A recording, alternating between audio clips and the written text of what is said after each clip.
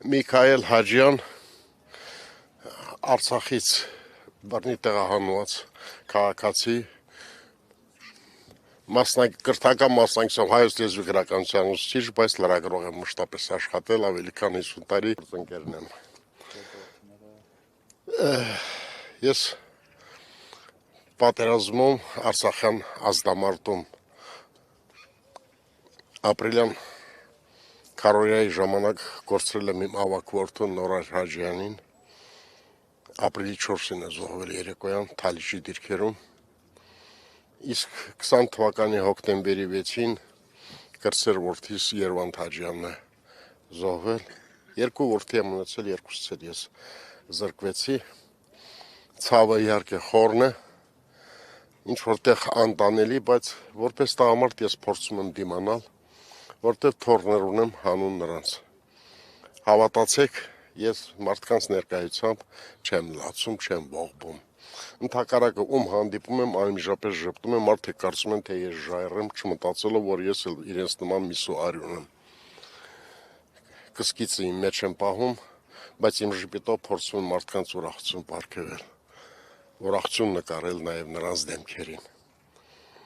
Տղաները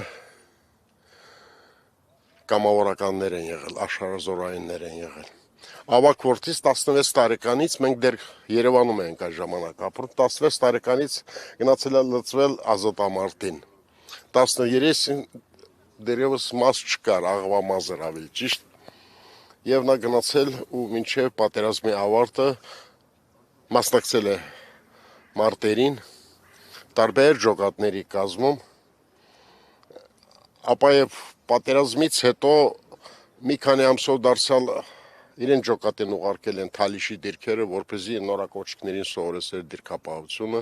ու նաև դիրքեր պահեն իրենք։ Իսկ ամեն լարվածության դեպքում նա համազգեստը միշտ էլ տանն էր պահում, պահարանում կախված եւ հենց լարվածություն էր առաջանում, անմիջապես գնում գրանցվում էր որպես աշխարհազորային ու առաջին գիծ մեկնում։ Որդիներից ոչ մեկն էլ ինձ նախապես չի զգուշացրել, թե գնում ենք կռվի։ Անկեղծորեն ասած, որպես հայր եմ ասում, հնարավոր է ես չեմ բացառում, որ ես նրանց փորձեի ետ համոզել։ Դա իմ ծնողական խնդիրն է, իրավունքն է, բայց ես գիտեի, որ նրանք չեն լսելու ինձ այդ առումով։ Այլ հարցերում լսում էին ինձ, բայց հայրենիքի պաշտպանության հարցում նրանք արդեն ոչ հայր, ոչ մայր, ոչ զավակ, ոչ կին չէին ճանաչում։ Հայրենիքը ամենաբարձրը, ամենասուրբն է իրենց համար։ Եվ այդպես ոչ միայն իմ որդիները, այլև բոլոր նրանք, ովքեր գնացել կռվել ու վերադարձել են Վահանով կամ վերադարձել են Վահանի վրա։ Այդ բոլոր տղաներն էլ հերոսներն ու փառք նրանց, իմ խոնարհումը նրանց բոլորի հիշատակին։ Ես իմ որդիների զոհվելուց հետո ես Արցախում միշտ ասում էի, որ Արցախի ամենաբազմազավակ հայրն եմ ես, որովհետև այդ տղաները իմ զավակներն են։ Ես 75 տարեկան եմ, ես կռվիների չեմ մասնակցել, պարզապես ես իմ պատերազմը եղել է լրատվական դաշտում, քաղաքական վերլուծություններով, լինի Արցախյան մամուլում, լրատվամիջոցներում, լինի թե Հայաստանի կամ թե Սփյուռքի լրատվամիջոցներում, որտեղ յուրաքանչյուր մարդ պետք է իր տեղն ունենա։ Իսկ կյանքումս ատրճանակ բռնած չկամ, ոչ էլ ինքնաձիգ։ Ես կռվել չգիտեմ այդ ձևի։ Բայց ահա ես իմ պատերազմը մղել եմ լրատվադաշտում եւ ցավում եմ, երևի թե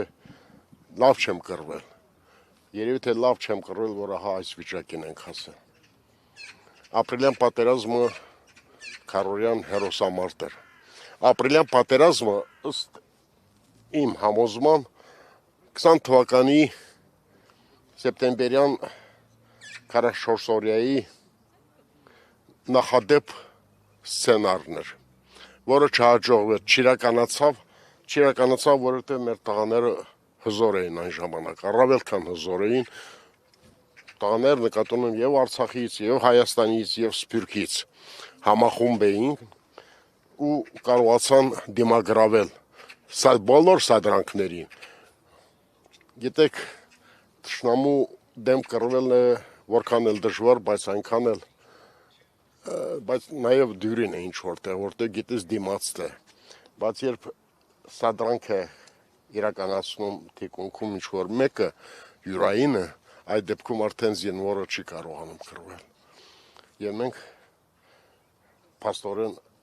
23 թվականին տանուլ տվեցինք այդ սադրանքների պատճառով։ Բայց ես վստահ եմ, իմ երազանքն է, որ պետք է իրականանա, դա Արցախ վերադարձն է եւ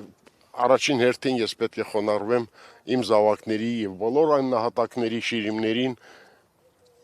ովքեր մնացել են այնտեղ։ Ինձ համար գույք կամ թե ինչ թողել եմ ես այնտեղ, դա ինձ համար էական չէ։ Մեր ընտանիքը արդեն քանի անգամ կանաչ խոտի վրա կրակ է վառում։ Բաքվից ենք մենք տեղափոխվել այստեղ, կրակ ենք վառել, կարծես թե կրակը բռնել է, տեղափոխվել ենք Արցախ, կրակ ենք վառել նորից կանաչ խոտի վրա, հիմա դարձյալ Երևանում ենք, դարձյալ կանաչ կրակ ենք վառում, բայց էական չէ, ցավալին այն է, որ մեր կորուստները մենք չենք կարող վերականգնել, վերադարձնել, ու մեր սուրբ հողը այս պահի դրությամբ գտնում է թշնամու ձեռքին, նրա վերահսկողության տակ, բայց դա ժամանակավոր երևույթ է։ Մենք անպայման հայ ժողովուրդը համախմբվելու է ու վերադարձնի իր կորուսյալ հողատարածքները, իր հայրենին։ Պարոն Հաջյան, տղաները մասնագիտությամբ զինվորական չեն եղել, չէ՞։ Ոչ։ Ավակ որդիս տնտեսագետ էր մասնագիտությամբ, կրթությամբ, աշխատում էր գյուղատնտեսության նախարարությունում, կրտսեր որդիս միջազգայնագետ էր, աշխատում էր արտաքին գործոս նախարարությամբ Սփյուռքի բաժնի պետներ ինքը, եւ ըստ ինձ հասած լուրերին նույնպես ինձ չի ասա, թե մեկնում է ռազմաճակատ, վերջին պահին կարգավորել է բոլոր հարցերը Սփյուռքի կառույցների հետ, ում հետ աշխատում էր մշտապես, թե ովքեր ինչ պետք է անեն այս օրերին, ասելով, որ հիմա իմ աշխատանքը կատարելու է այսինչ աշխատակիցը, իսկ ես մեկնում եմ պատերազմ, ու գնացել, ընդամենը մեկ թե երկու անգամ ենք մենք հեռախոսով խոսել, այդ էր, իսկ հոկտեմբերի 6-ին ես 7-ին իմացա առավոտյան, հոկտեմբերի 6-ին նա արդեն Հադրութից արևելք Արկիբեկորից էր զոհվեց։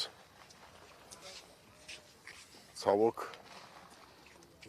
կրկնում եմ, մեր կորուստները մենք չենք կարողանալու վերադարձնել, բայց հայրենիքը անպայման վերադարձնելու ենք։ Հայրենիքը մեզ է սպասում եւ հայրենական կանչը մեր ականջներում անընդհատ ղողանջում է։